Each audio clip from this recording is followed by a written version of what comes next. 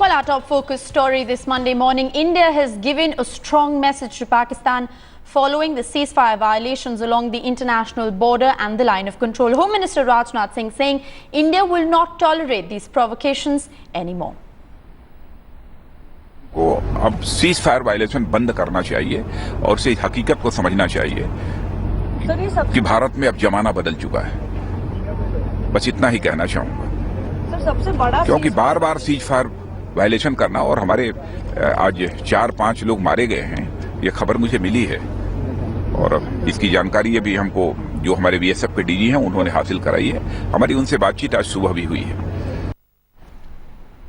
Well, in the 11th ceasefire violations in the last 30 days, a 13-year-old girl is among the 5 civilians who has been killed. The Jammu police has sounded a red alert 200 kilometers along the international border in Jammu's Samba and Kathua areas.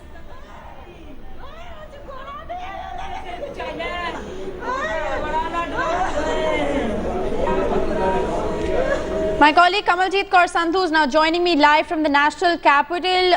Kamaljeet, as indiscriminate violence continues along the line of control. All right, we believe that we have lost that phone line with Kamaljeet. We're going to try and reconnect with Kamal on tracking that story for us very closely.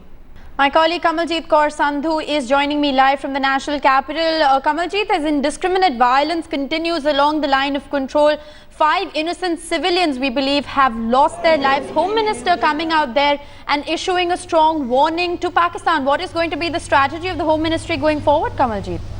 Well, it is about giving befitting reply to Pakistan, and remember, ahead of the Eid celebrations, the ceasefire violations have taken place, but this is the first time that the town of Arnia has been hit by the Pakistani Rangers and the Pakistani army. So obviously this has caused a large scale not only disturbance but obviously a loss of life.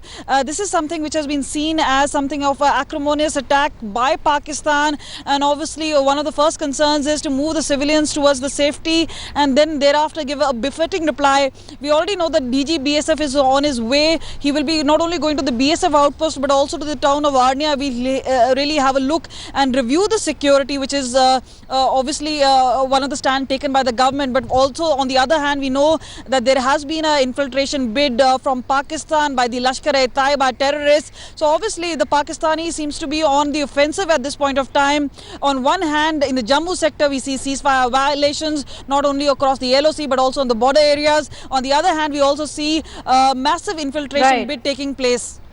Absolutely, and the Home Minister there coming out responding to the ceasefire violations, saying that Pakistan must stop provoking India.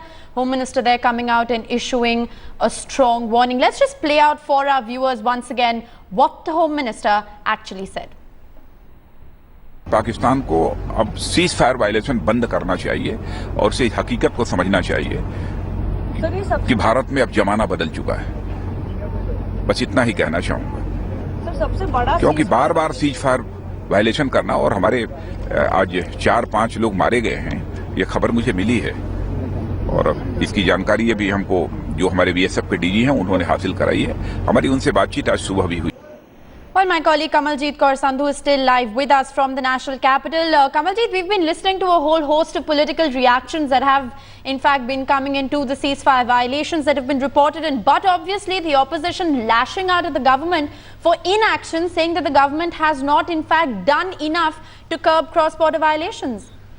Well, definitely. So there seems to be politics not just here but also across in Pakistan. And remember, there has been anti-India rant, and thereafter we did see violations, especially the ceasefire violations taking place both in Jammu and Kashmir sector. But definitely there seems to be a lot of politics which is happening here. And remember, at one point of time, it was the NDA led by the BJP which was sharpening its attack on UPA, saying that Congress is not really doing enough. They have not taken a tough stance. Now the Modi government has taken a tough stance, and obviously the breaking up of dialogue at the Foreign Secretary level talks happened during the Modi regime. So obviously there has been a certain talk, but Pakistan is back to playing its old games, especially about ceasefire violations, infiltration bid. So obviously many are now doubting the intention, but obviously will the government really be able to stand up and obviously talk tough against Pakistan.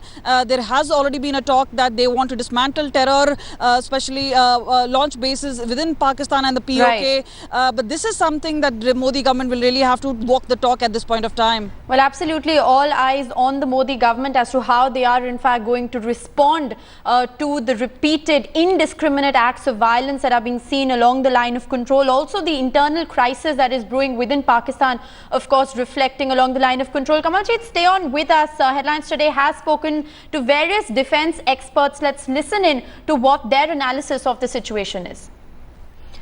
Right, Kamaljeet Kaur Sandhu is still live with us. Kamal, you know, a lot of experts have been pointing to the fact that this is in fact a strategy by the Pakistani army to keep the focus in Pakistan along the line of control, trying to, you know, further assert their own position in their own country. This, of course, in response to the internal political crisis that is brewing in Pakistan. So what we're essentially seeing along the line of control is a direct repercussion of that.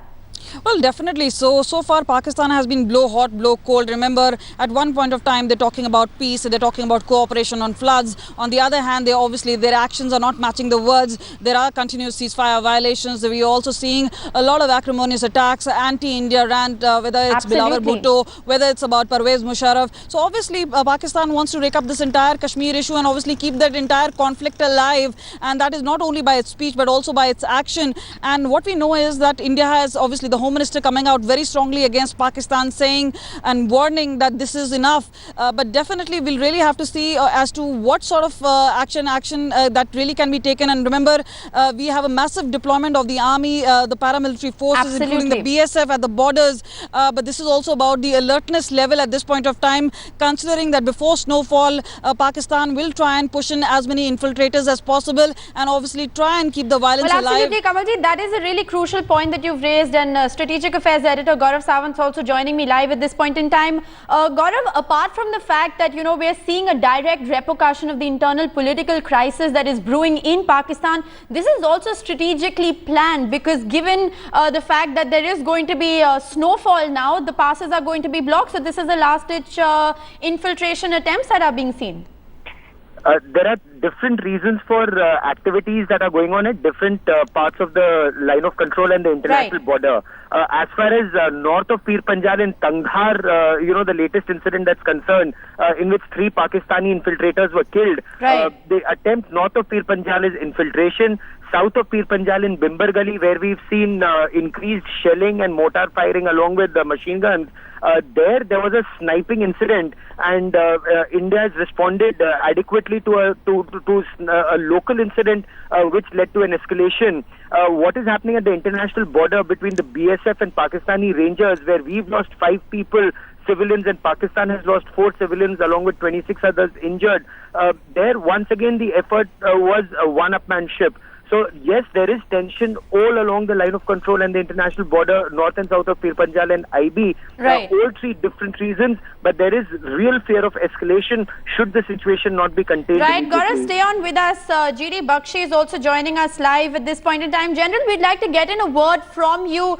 You know, there have been 11 ceasefire violations that have been reported since the 1st of October alone. And while indiscriminate violence along the line of control continues, there is a whole host of factors that this can be attributed to, not just the political crisis that is brewing within Pakistan, but also, you know, strategically planned before snowfall.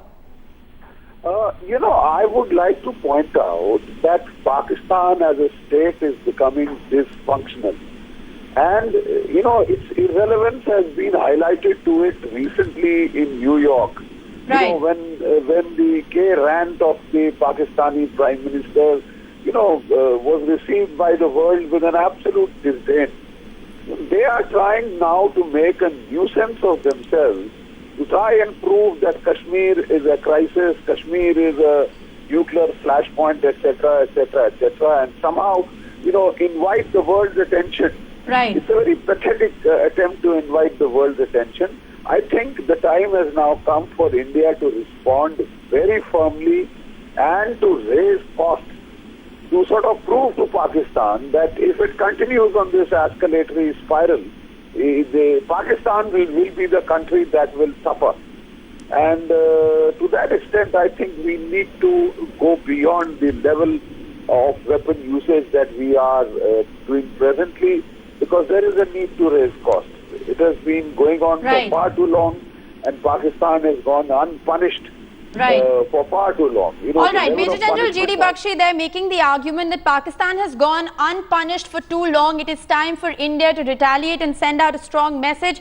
I'm also joined at this point in time by Afsar Karim. Sir, I'd like to bring you in, on this point that General G.D. Bakshi has in fact raised on the fact that it is time for India to retaliate because we've kept quiet for too long. Is it time then to send a strong message given the fact that there have been 11 ceasefire violations since October the 1st alone? According to my information, India is retaliating very strongly. Right. But on the ceasefire line, unless you cross the line, you can't do anything more, which India is not planning to do, I suppose. So I don't think there should be any apprehension that we are not retaliating.